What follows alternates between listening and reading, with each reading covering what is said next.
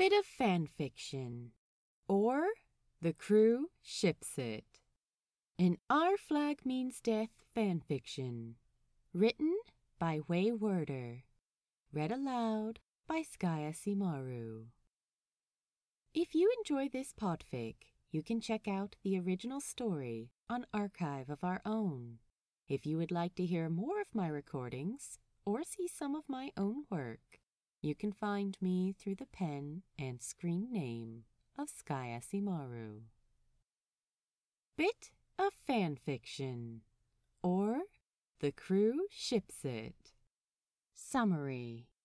After their outing at St. Augustine, Lucius has some important updates.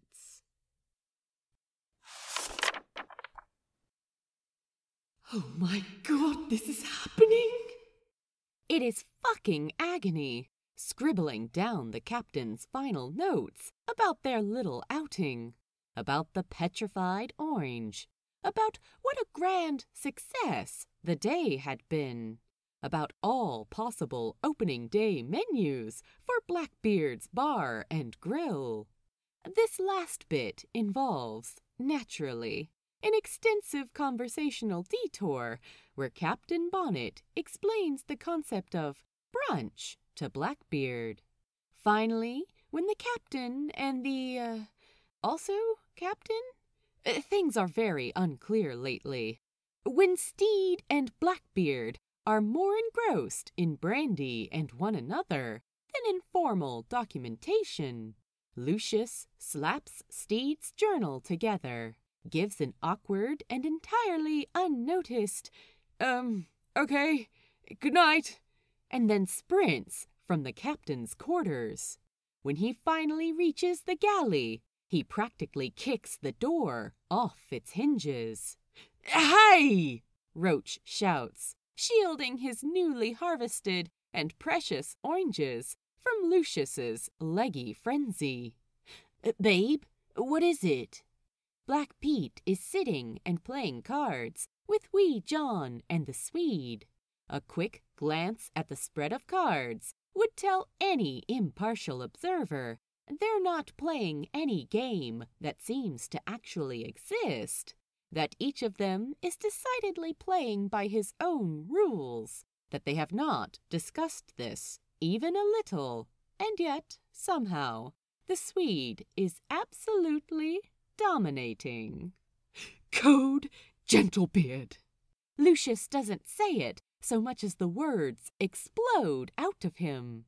The sounds of Roach chopping, of Frenchie playing, of literally anything else happening at all, immediately die before they are all replaced with a gargantuan, in its enthusiasm, cacophony of "What? Are you? No, fuck, no way! Really? No, when? How? What? Why? What happened? Calm down, you animals!" Lucius stamps his foot in an attempt to regain order. The Swede raises a polite hand in the air. "Yes, Swede? Code Gentlebeard?" he questions gently. "I thought we had all decided on Black Bonnet." "Pfft, no," Wee John scoffs. "The best one is definitely Steedbeard." No alliteration in that one, though, is there?" Frenchie points out. Lucius is going to have to cut off another of his own fingers to get their focus back. Good God. "The codename doesn't actually matter!" Lucius shouts. "What matters is that we have had massive progress today, people. The captain touched Blackbeard's beard." Hushed sounds of awe and wonder fill the galley, and Pete gets incredibly lucky by shifting his foot at the precise moment Roach drops a rather large knife in astonishment. "It was so sweet," Lucius gushes. "Like he just reached out and touched it?" Wee John asks. "The captain really is brave, isn't he?" Well, he was getting some snake out of it," Wait, why was there a snake in Blackbeard's beard? No, there wasn't a... Fuck, do you think Blackbeard's beard is actually made of snakes? Well, shit, I do now. Focus! Lucius roars. There was a snake, but then it was dead, and then they were eating it, and then there was a little piece in Blackbeard's beard, and then a captain reached over to get it out. That doesn't sound that hot, actually. Pete frowns. First of all, Lucius counters, you didn't see what Blackbeard's fucking eyes were doing.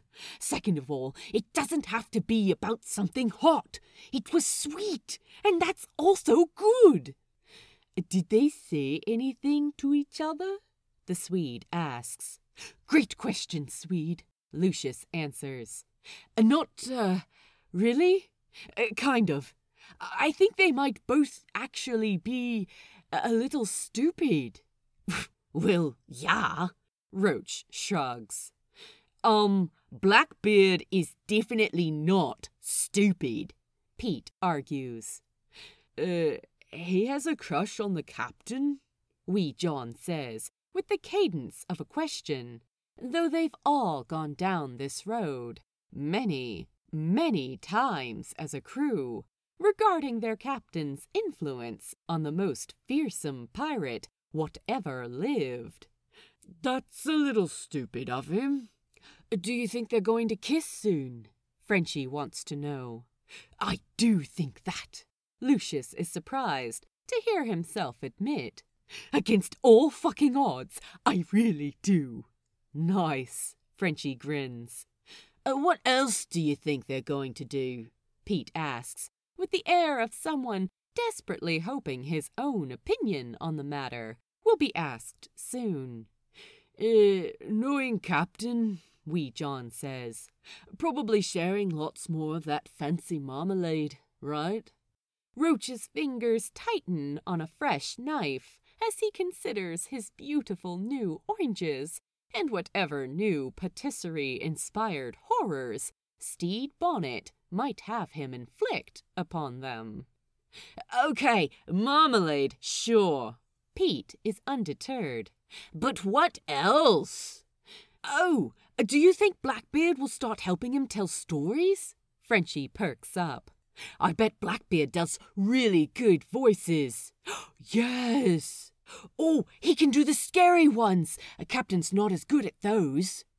Do you think if we pooled our wages for a real puppet, they're going to fuck? Pete hollers above the storytime excitement. Yeah, okay. Wee John frowns. But, we won't be there for that, so who cares? Pete gapes a little, like a fish, until Lucius pats him fondly on the cheek. It's true, babe, he says. God above willing, none of us will be in the room when our captain makes sweet love to Blackbeard for the first time. You don't think that they would ever, with the marmalade? A scandalized gasp escapes Roach. Hold on. Blackbeard is totally a top, Pete insists, frowning.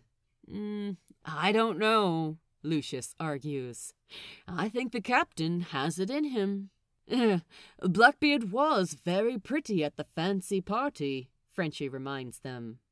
I think he might like being taken care of like that. You're all crazy! Hands and knives are slammed down on the table.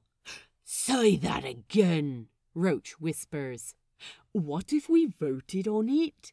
The Swede suggests, before the violence can escalate, before Lucius can point out the obvious ludicrousness of this idea. The rest of them are nodding their heads. All right, Pete says, hand already in the air. Hands up for Blackbeard on top. Roach's arms remain decidedly folded against his chest. Everyone else looks around at each other, nervous to be the next with a strong opinion. Finally, Frenchie puts a hand in the air. All right, Frenchie! No, I have a question. Okay, what? But what if they kiss lying on their sides? Roach smacks himself on the forehead, whether from exasperation or from a more troubling sense of, why didn't we already think of that? Well, who can say? In the end, Pete and Wee John are on Team Topbeard, while Roach and the Swede seem committed to Team Gentleman Top. Frenchie can't decide, and Lucius refuses to participate. Frenchie, you have to vote! Wait, what does Buttons think? Frenchie wonders. Well, someone go ask him! As Roach immediately wanders off, Lucius feels a surge of sympathy for Stede. To wrangle this crew is truly to herd cats. Feral cats. Feral, stupid cats, set loose in a fish market. Roach comes back to confirm. So, Buttons doesn't care, but he says Carl thinks that the captain would be on top. Yeah, Carl!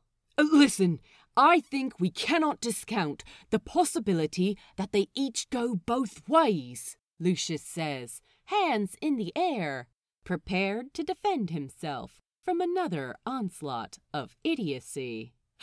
Oh, Frenchie says, knowingly, tapping a fingertip to his nose. So they're switches, britches? What the? Oh my God, that is not how the saying goes. What do you mean? It's they're switches, bitches. Come on.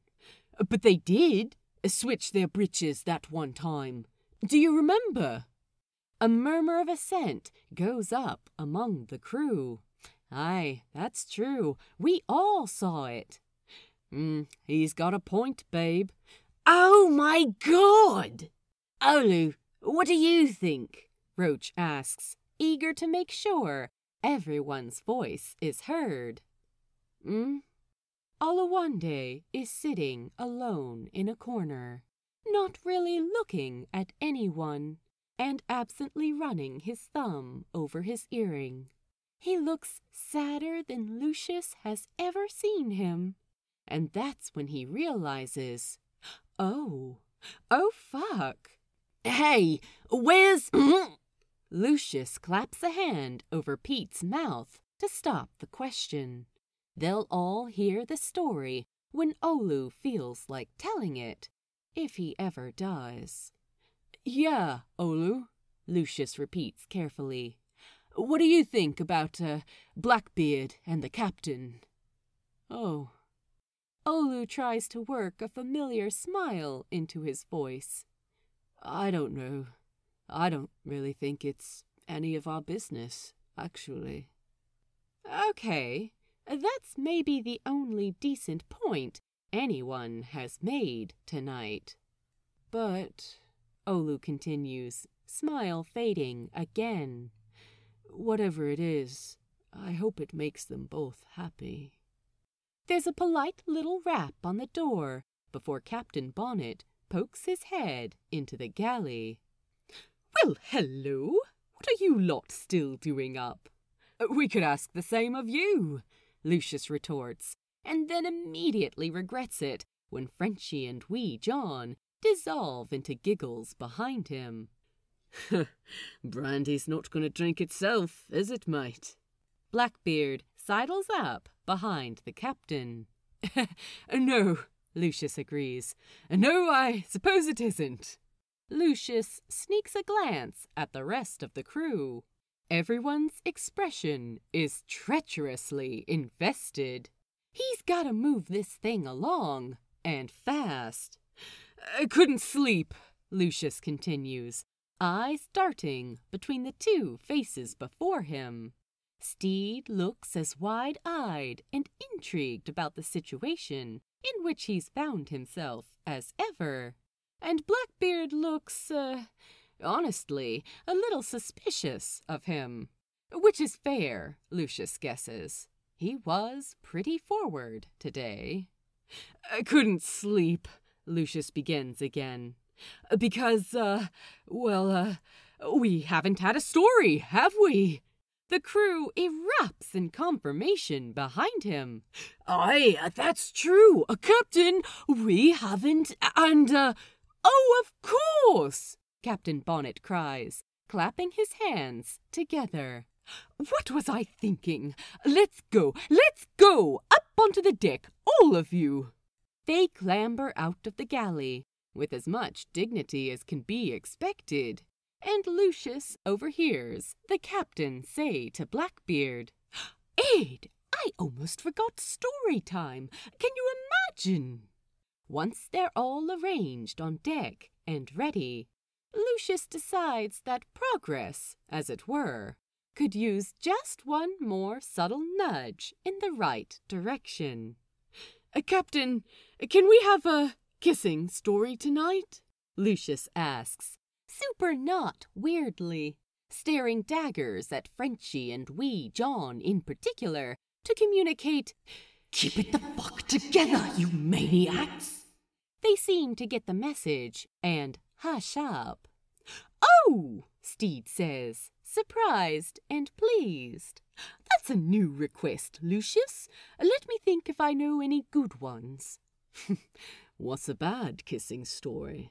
Blackbeard asks. Well, lots of things can make a kissing story bad. Okay, but like what? What if one of them has really bad breath? How bad? Really bad, Ed. Like feet and spoiled milk bad. Lucius takes advantage of the captain's distraction to communicate to the rest of the crew through a series of hurried but precise hand gestures. I swear to God, everybody be cool. The Swede nods slowly in understanding, and Roach rolls his eyes, but hugs his bag of oranges closer to his chest. Frenchie and wee John might already be asleep? It's fine. Olu looks at Lucius, a question in his eyes. Lucius nods, wishing he could say out loud across the space, We'll keep them safe. We'll keep you safe too. I think it's the whole thing we're doing here now, yeah? Lucius will tell him another time. All right, get comfortable, everyone, the captain says, and then dramatically clears his throat. Once upon a time. It's a story about a girl who has hair, which, a big deal, some of us have real problems, all right? But everyone gets cozy all the same. And Lucius barely pays attention to the captain's words, because there's a much better story unfolding in front of them. Lucius nudges Pete as surreptitiously as he can. Pete looks over. What? Babe, look at Blackbeard. And Black Pete does. And everyone else already is. Everyone is already watching this ferocious pirate lounging easily among the rest of them, sometimes laughing, and sometimes umming in agreement, as though he has a lot of personal thoughts about the girl and her hair, and sometimes sipping at that fancy brandy. Always watching Stede. Blackbeard's eyes right now are... Lucius struggles for a minute with the metaphor. He can read, but that doesn't mean he's been exposed to too many stories before the captain came along. Oh, fuck it. Maybe the metaphor doesn't matter. Blackbeard watches their captain with eyes that are a lot. Eyes that are interested and invested, and like they would never need to close again, so long as they were watching Stede Bonnet. Eyes that crinkle happily at all the right moments. Oh, okay, Pete whispers, reaching for Lucius's hand. I think I get it now. Oh my God, Lucius says one more time, allowing himself an honest smile beneath the relative privacy of the stars. This is happening. The end. Thank you for reading. Please drop by the archive and let the author know what you thought of their work.